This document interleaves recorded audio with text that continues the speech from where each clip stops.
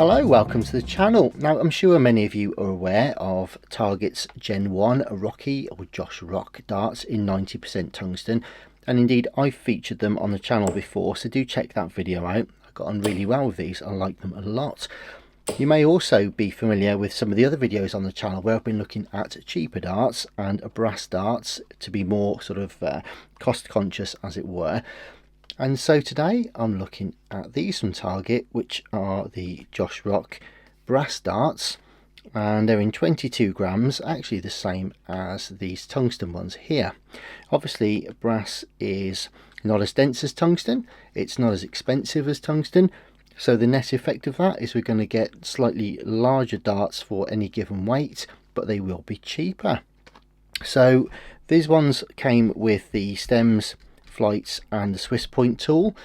The keen-eyed viewers amongst you may notice that these aren't the original nano Swiss points on here. I have actually changed them, but that's by the by.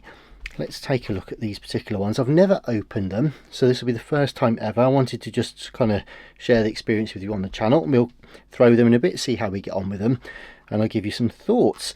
So initial thoughts though, the packaging are very Target-esque, as it were. Very attractive, a bit smaller obviously than the tungsten sets, but you've got that shiny kind of overlay, the gloss work on here. I don't know if you'll see any of that from the camera angle, but really nice box, very tactile and colourful. And I can see from here that we've got 9 different flights and stems, so we've got white ones, black ones and indeed blue ones, so that's pretty cool. I have 3. They look from here like they're all probably number 2s from what I can see, and yeah, very nice. And interestingly, they've gone for the black and gold. Now that will match the colour scheme, broadly speaking, of the gold detailing on the tungsten darts as well, so that's always nice to see. And yeah, like I say, they're 22 grams, so I'd kind of like to try and keep these in the collection, even though they're not very expensive darts. So we'll just take a look and see what we get. Like I say, I've not opened these before, so first time here for me with you guys. So we've got a sort of vinyl type wallet, sort of leather effect wallet here, with the Target sort of stitch work on it. And then inside straight away we're greeted with 3 different sets of flights, and they've got the kind of rocky theme with the kind of, well, I say hexagonal, but the rock pattern on there. So we've got the blue, the white and the black, as I mentioned before, and yeah, they do look to be pretty much standard number 2 size. And in here then we should have the stems as well. Yes, we do. So we've got the white ones, which are in short. We've also got the black ones, which also are in short, which leaves us with the blue ones here. Nice. Okay, so the darts then come in their point holder, and initial thoughts, yeah, nice actually. They've obviously got some weight to them, 22 grams each, so not interchangeable points of course on the cheaper sets. No Swiss point here, just a simple plain silver and probably a 26mm, I would imagine.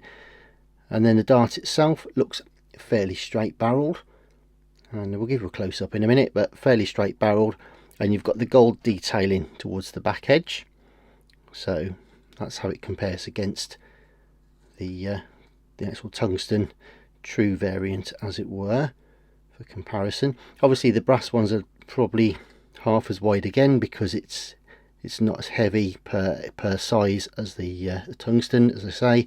But yeah, all right. So pattern wise then, groove wise, we've got some grip.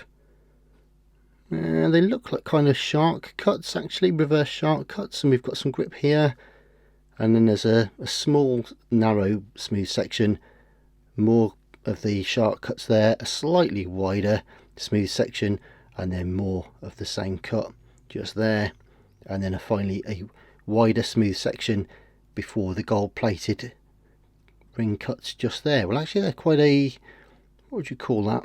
These seemed to be more like a shark cut, but it might just be my eyesight. I'll bring you in for a closer look and you can make your own mind up. But actually grip wise, I'd say medium grip on those. yeah, there's enough resistance there, but they're not too catchy or snaggy in your fingertips, but they are very grippable. So it'll be interesting to see how these turn out when we throw them. Right, I'm going to get some flights on, and what I do with the cheap sets is I do try and run them with the set exactly as they are. I work on the basis that people that are buying these sets can't necessarily afford the sort of tungsten versions. So if you're buying them on a budget, the chances are you haven't got loads of spare different setups for different length flights and stems and stuff. So I'm going to try and throw them exactly as they are and give them a go. Obviously, if they're not working at all well, I might try and tweak the setup and tune them a little bit, see if we can get a half decent score out of them. But there we go then. So that's the Rocky brass dart set. Let's get some in the board and see what happens. Okay guys, I'm back. It's about 15 minutes later and I've just had a bit of a throw. So first impressions, I like them. Now what I'll do is probably throw in a little bit of b-roll of the board here with the throw in as I go, but essentially initial impressions were that I really like these. I've got big hands anyway, and these ones are a fairly wide barrel, being brass of course, but they're a nice straight barrel, so they enabled me to grip these quite nicely. Now when I started throwing these, they were actually going really well. I was surprised actually how nice they felt. The flights are a nice and thick, solid flights, decent condition, decent quality I should say, and yeah, overall nice. Then came the sticking part really, is although they look like they've got like a rounded nose on these, they did seem to be catching the flights quite a lot when I was throwing them. And what was happening is they were coming in and I was finding that the darts were just not passed through. They were kind of just bouncing past or falling out or whatever.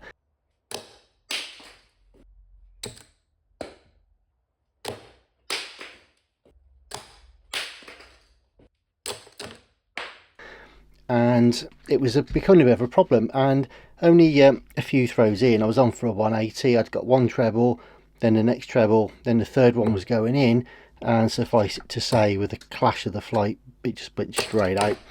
So I thought, well okay, that's the limiting factor perhaps there for a minute, but I've given them at least a try in their standard spec, and to be fair, really nice darts.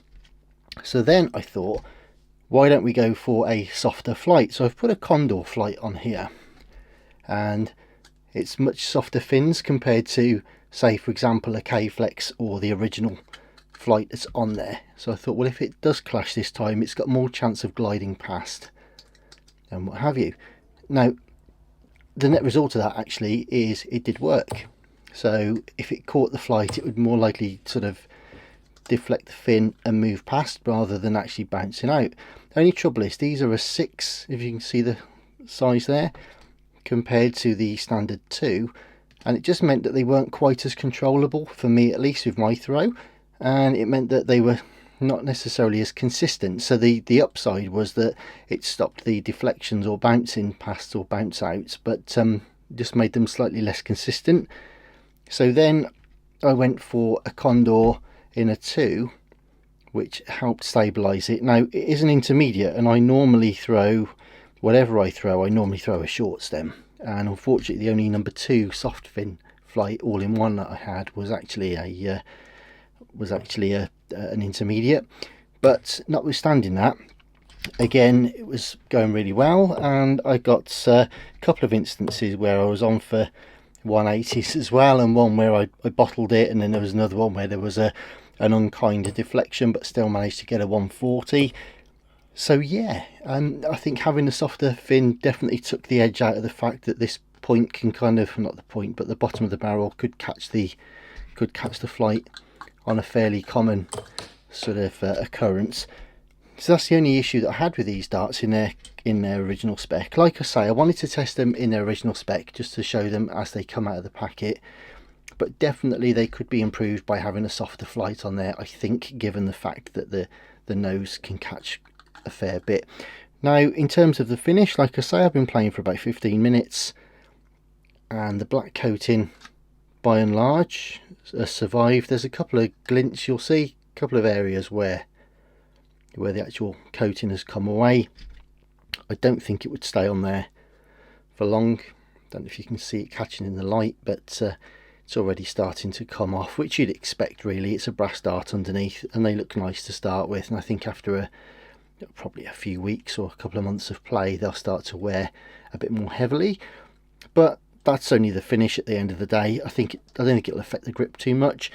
The grip itself was nice. I enjoyed that, and having the couple of smooth areas on the barrel did give you reference points for holding it as well, so that was good.